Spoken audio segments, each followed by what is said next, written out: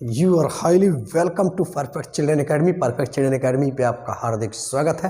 Human reproduction के तहत हम लोगों ने प्रीवियस लेक्चर में यह देखा था कि हमारा जो एम्ब्रियो है उसकी आउटर 4 लाइनें जो एक्स्ट्रा एम्ब्रियोनिक लेयर थी वो क्या थी, उसके बारे में हम लोगों ने देखा था कि किस तरह से एमनियन, कोरियन, एलेंट्राइस और योगसैक नाम की जो 4 ये लेयर रहीं और भ्रूण को प्रोटेक्शन प्रोवाइड कर रही थी। आज हम उसी कड़ी को आगे की तरफ लेकर के चलेंगे और हम लोग देखेंगे कि जो कोरियन है, जो एम्ब्रियो की जो बाहर लेयर दिख रही है कोरियन, वो कैसे जो है प्लेसेंटा के निर्माण में महत्वपूर्ण भूमिका निभाएगी और हम देखेंगे कि प्लेसेंटा है क्या और प्लेसेंटा का वर्क क्या होता है। तो आइए हम सीधे चलते हैं। प्लेसेंटा या जिसे हम अपरा या जरायुज भी हम इसको कहते हैं, ये है क्या? प्लेसेंटा का मतलब ये है कि जो भ्रूण है उसका और जो माँ है यानी जो मादा है, भ्रूण और मादा के बीच एक कनेक्शन स्थापित करता है। ये कनेक्शन जो है अस्थायी होता है। जो भ्रूण और मादा के रक्त में ऑक्सीजन या न्यूट्रिशन यानी गैसियस एक्सचेंज को, न्यूट्रिशन को प्रवाहित करने में मदद करता है। मतलब ये है, यह इंटेमी ये बिल्कुल एक ऐसा रिश्ता इस्टेब्लिश करता है जिसके माध्यम से भ्रूण और मदर यानी मादा के बीच में एक रिश्ता स्थापित होता है। यह बैरियर के रूप में काम करता है और इसमें हम देखेंगे कि यही एक ऐसा अंग है जिसमें दो प्रकार के यानी 2 चीज़ों के टिश्यू इसमें पार्टिसिपेट कर रहे हैं।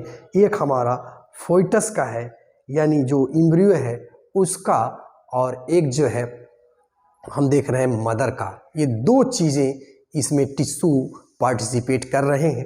तो जनरली इसको हम थोड़ा सा आइए देखते हैं कि कैसे हम लोगों ने इसके पहले पढ़ा है कि जो हमारा यूटेराइन वॉल है, ये हम जान रहे हैं कि ये सबसे बाहर जो है पेरीमेट्रियम होता है, पेरीमेट्रियम। और इसके बाद से हम दूसरी लेयर हम लोग जानते हैं कि ये हमारी होती है मायोमेट्रियम।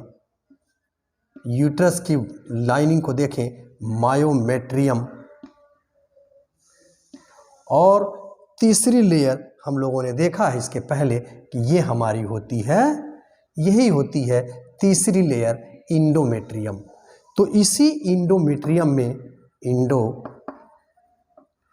इंडोमेट्रियम, ठीक है, ये 3 लेयर हम लोग देखते हैं और हम यह जान रहे हैं कि इसी लेयर के अंदर यही जो हमारी इंडोमेट्रियम है यानी यूट्रस की जो अंदर की लाइनिंग है, इसी में जो हमारा एम्ब्रियो है वह आ करके ये ट्रोफोब्लास्ट का रूप जो यह लेता है, इसके अंदर आप देखेंगे कि यह विलाई बनाता है। यह एम्ब्रियो आकर के स्थापित हो जाता है। बाद में हम देखते हैं कि ये जो अंदर की तरफ इसकी विलाई है, तो मायोमेट्रियम और इसके बीच में जो रिश्ता बन रहा है, इसको हम देख रहे हैं कि अब इसका नाम जो है फिर बाद में क्या होता है, यही इंडोमेट्रियम की लाइन इस भ्रूण को पूरी तरह से घेर लेती है और यह एम्ब्रियो अंदर जो है इम्बेडन हो जाता है, इम्प्लांट हो जाता है। तो इसके पहले हम लोगों ने लेकिन बात किया है कि जो ये इधर की साइड में जो ये हमारा एम्ब्रियो है स्थापित हुआ है, यह जो मायोमेट्रियम है और इसके भ्रूण के बीच में अब इसका नाम हम लोग जानते हैं कि डेसिडुआ बोलते हैं। तो इसको बेस है चूँकि, इसीलिए डेसिडुआ वेसाइलिस के नाम से हम जानते हैं, ये जानते हो इस बात को। और आप देख रहे हैं कि ये जो इंडोमेट्रियम की लाइनिंग है इसको चारों तरफ से भ्रूण को घेर लेती है, तो एक तरह से कहो कि टोपी पहना दे रही है, इसीलिए इसको हम डेसिडुआ कैप्सुलैरिस भी कहते हैं। कैप जैसे है, कैप्सुलैरिस भी कहते हैं। और आप जानते हो कि ये बाकी जो चीज़ें इधर दिखाई दे रही हैं, इधर जो बाकी बच जा रही हैं इस साइड में, इसको हम डेसिडुआ पेराइटैलिस कहते हैं, डेसिडुआ पेराइटैलिस। तो इस तरह से हम क्या देख रहे हैं कि जो माँ का जो ये इंडोमेट्रियम की लाइनिंग है यानी डेसिडुआ, मदर में हम क्या देख रहे हैं, मदर का जो है इसमें टिश्यू पार्टिसिपेट कर रहा है, देसी डुआ पार्टिसिपेट कर रहा है। और ये फोइटस जो है इसका कौन सा पार्ट पार्टिसिपेट कर रहा है भाई? कोरियान पार्टिसिपेट कर रहा है। इस तरह से हम कह सकते हैं कि जो ह्यूमन का प्लेसेंटा है, जो माता और फोइटस के बीच एक रिलेशन, इंटीमेट रिलेशनशिप इस्टेब्लिश कर रहा है, इसमें दो तरह की चीज़ें पार्टिसिपेट कर रही हैं। एक माता के टिश्यू डेसिडुआ और दूसरे फोइटस के टिश्यू कोरियान। तो ये इस तरह से ये पहला ऐसा अंग है जिसमें दो प्राणियों का एक तरह से कहें कि टिश्यू पार्टिसिपेट कर रहे हैं। और जहाँ तक ह्यूमन के केस में हम देखेंगे तो हम पाते हैं कि ये मेटाडिस्क्वाइडल होता है। टाइप्स ऑफ प्लेसेंटा में हम लोग इसको डिस्क्राइब करेंगे, और कोरियानिक होता है और हीमोकोरियानिक होता है। तो ये थोड़ी सी बातें रहीं, इसके बारे में हम लोगों ने देखा कि हमारा प्लेसेंटा है क्या, और हमने देखा कि माता और फोइटस के बीच एक रिलेशनशिप यानी बैरियर का काम करता है। ये हमारा है प्लेसेंटा। अब ये कैसे जुड़ा होता है, आइए थोड़ा सा हम इसे देखते हैं। तो हम जानते हैं कि जो भ्रूण है, जो एम्ब्रियो है, वह इसी प्लेसेंटा के थ्रू माँ से जुड़ जाता है और वहाँ से नरिशमेंट लेता है। शुरुआती दौर में हम जानते हैं कि जो ब्लास्टोसिस्ट होता है वो अपना भोज पदार्थ स्वयं लेता रहता है जब तक एंडोमेट्रियम की लाइनिंग में वह इम्प्लांट नहीं हो जाता है। तो अगर हम देखें प्लेसेंटा को 11वें सप्ताह के बाद जो है ये फुल्ली डेवलप हो जाता है और टिल प्रेगनेंसी तक ये कार्य करता है। तो देखें, जैसे एक हम थोड़ी सी बात यहाँ देख लेते हैं। जैसे ये हमारा है, सपोज कर लीजिए ये भ्रूण है, ये हमारा भ्रूण है। तो अब ये भ्रूण जो है कैसे जुड़ जाता है, देखिए इसके लिए ये यहाँ से एक जिसको हम नार बोलते हैं, ये यानी इसको प्लेसेंटल कॉर्ड या इसी को अम्बिलिकल कार्ड के नाम से भी इसको हम जानते हैं। इस अम्बिलिकल कार्ड से यह जो है भ्रूण, जो माता का एंडोमेट्रियम है, इससे जाकर के जुड़ जाता है। तो ये है हमारा अम्बिलिकल कार्ड। जहाँ तक प्लेसेंटा की हम अगर डायमीटर को देखें तो हम देखेंगे कि 18 सेंटीमीटर इसका डायमीटर होगा, और इसकी जो है थिकनेस अगर देखें तो 4 सेंटीमीटर की होती है। और अगर ये जो अम्बिलिकल कार्ड का हम ये देखें कि कितना लंबा होता है, तो हम देखेंगे कि 12 से लेकर के और 24 इंच तक का ये होता है। और इसका प्लेसेंटा का अगर हम वज़न देखें तो नियर अप्रॉक्सीमेटली जो है 500 ग्राम के आसपास इसका वेट पाया जाता है। तो ये है हमारा प्लेसेंटा। अब हम देखते हैं कि जो हमारा प्लेसेंटा है ये कार्य क्या करता है भाई, आखिर किस लिए प्लेसेंटा इस्टेब्लिश हुआ है। अभी हमने देखा कि माता और जो फीटस है उसके बीच में यह बैरियर का काम करता है। बिल्कुल दिमाग में रखेंगे कि माता और फीटस का ब्लड बिल्कुल कंबाइंड नहीं होते हैं, वो इस बैरियर के माध्यम से ही फूड मटेरियल या अन्य चीज़ों का ट्रांसफ्यूजन होता रहता है। आइए हम देखते हैं वर्क ऑफ प्लेसेंटा, यानी फंक्शन क्या करता है। फंक्शन तो देखिए, सबसे पहला जो हमारा फंक्शन है ये है न्यूट्रिशन। तो आप जानते हो कि जो भ्रूण है उसको न्यूट्रिशन, जो माँ जो कुछ भी खा पी रही है उसके अंदर जो डाइजेस्ट होता है वो सारा न्यूट्रिशन इसी प्लेसेंटा के थ्रू जो है बच्चे के अंदर इंटर करता है। साथ ही साथ एक्सक्रीशन यानी जो भी वर्ज्य पदार्थ, नाइट्रोजनस सब्सटेंसेस एक फीटस के अंदर बनते हैं, वो सब भी इसी प्लेसेंटा के थ्रू माँ के अंदर आ जाते हैं और वो एक्सक्रीट कर दिए जाते हैं। तीसरा काम जो देखेंगे रिस्पिरेशन, यानी गैसियस एक्सचेंज का भी यहीं से प्रवाह होता है। और नेक्स्ट सबसे इम्पॉर्टेंट जो फंक्शन आप देखोगे वो है सिक्रीशन। तो आप देखेंगे कि हमारा जो प्लेसेंटा है ये एक तरह से टेम्पोरली रिलेशनशिप स्थापित कर रहा है टिल प्रेगनेंसी, मतलब डिलीवरी से पहले तक का ये इसका रिश्ता है एक फोइटस का मदर से, और इसी के माध्यम से वो ये सारी चीज़ें, सारी प्रक्रियाएं कर रहा है। तो कुछ सिक्रेटरी प्रोडक्ट भी, यानी प्लेसेंटा जो है एक तरह से कहें कि endocrine gland, temporarily endocrine gland के रूप में भी ये कार्य करने लगती है। और मुख्य रूप से आइए देखते हैं कि ये सिक्रीशन किन किन चीज़ों का स्राव करती है। तो सबसे पहला जो आप स्राव देखेंगे जो इसके अंदर आता है वो है हमारा HCG,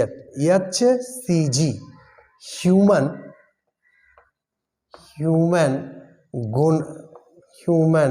कोरियोनिक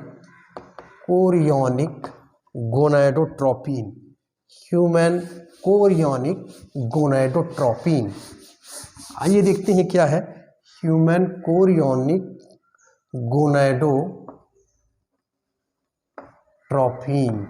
गोनाडोट्रोपिन। तो ये इसी के बारे में हम लोगों ने बात किया था प्रीवियस लेक्चर में कि यह जो है प्रेगनेंसी का इंडिकेशन यह देता है।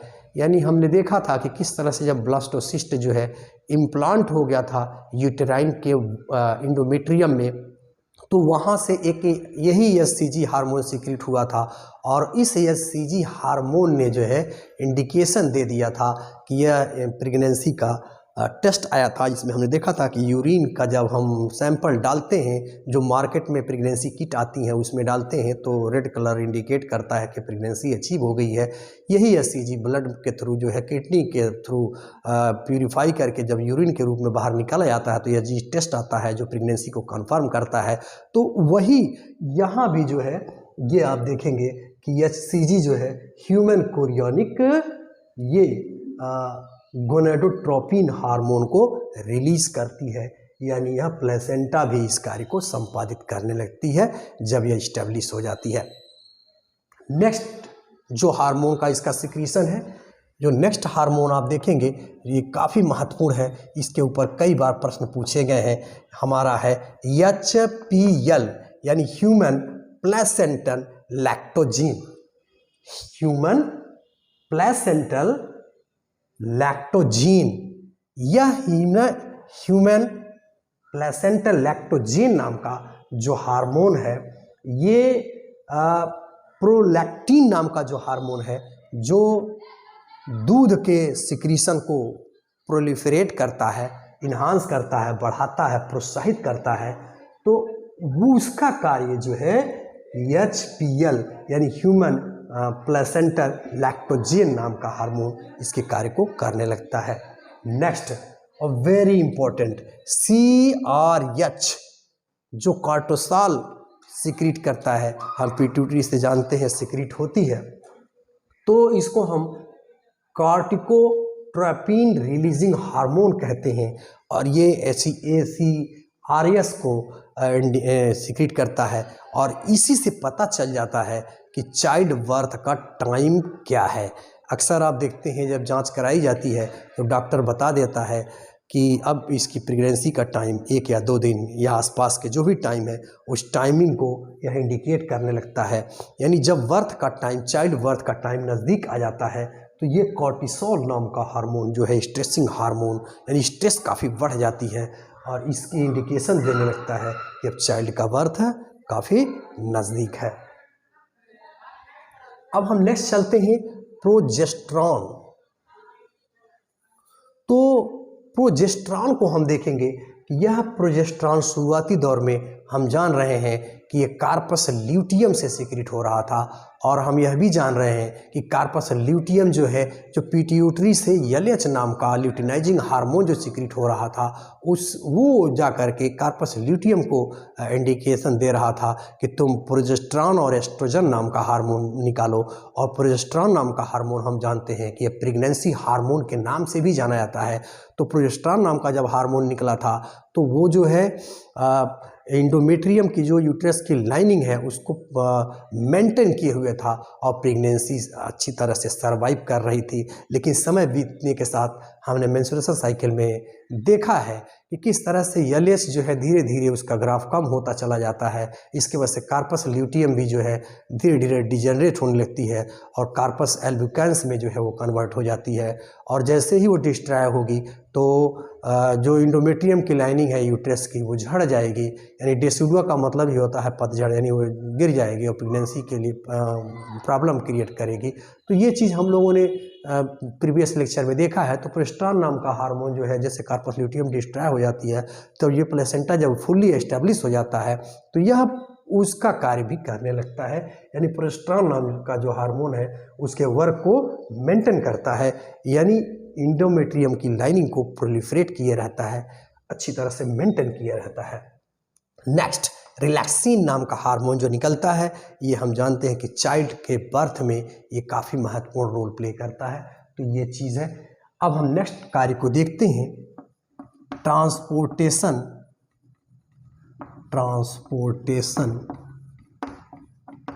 Of pathogen.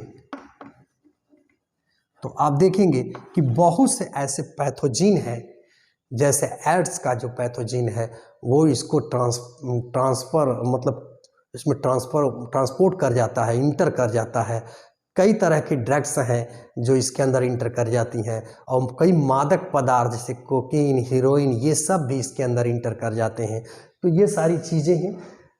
नेक्स्ट और वेरी इंपॉर्टेंट, इम्यूनिटी। और आप जानते हो कि यहाँ पे चाइल्ड को इम्यूनिटी की ज़रूरत है, क्योंकि डिफरेंट टाइप्स ऑफ पैथोजेंस जो है चाइल्ड के अंदर इंटर कर सकते हैं और उसको प्रॉब्लम क्रिएट कर सकते हैं। इसीलिए जो है प्रकृति ने इसको इम्यूनिटी सिस्टम भी प्रोवाइड किया है। लेकिन आप ये चूँकि बनाया इम्यूनिटी है, जैसे इसको हम पैसिव इम्यूनिटी कहते हैं, पैसिव इम्यूनिटी। तो आप देखेंगे कि जैसे काली खांसी है या अन्य डिप्थीरिया वगैरह है, तो उसमें जो है इसको इम्यूनिटी प्रोवाइड कराई जाती है माँ के थ्रू इस बच्चे को। और साथ ही साथ एक बात ध्यान रखिएगा कि फीटस के अंदर और कोई भी अगर इन्फेक्शन हो रहा है तो उस स्थिति में आप देखेंगे कि IgG ये बहुत ही महत्वपूर्ण है, जिसका हमने प्लाज्मा में जिक्र किया है। IgG इम्यूनोग्लोबिन, IgG जो है ये it have capacity to enter into the placenta. यही वो IgG नाम की एक ऐसी इम्यून सिस्टम है जो प्लेसेंटा को क्रॉस करके और उसके अंदर पाए जाने वाले पैथोजिन को किल कर देती है। तो इस तरह से हम क्या देख रहे हैं, चाहे फूड मटेरियल का ट्रांसपोर्टेशन हो, एक्सक्रीशन हो, सिक्रीशन की बात हो या इम्यूनिटी की बात हो, ये सारी चीज़ें हम देख रहे हैं कि ये हमारा प्लेसेंटा जो है बड़े आसानी से कर लेता है। तो ये सारी बातें हैं जिसे हमें ध्यान में रखना है प्लेसेंटा के कार्य को। ये रहा brief description about placenta and its function. Coming lecture में हम टाइप्स ऑफ प्लेसेंटा की बात करेंगे। इस चैनल पे अगर आप नए हैं तो चैनल को सब्सक्राइब करें, लाइक करें, कमेंट करना बिल्कुल ना भूलें। Thanks for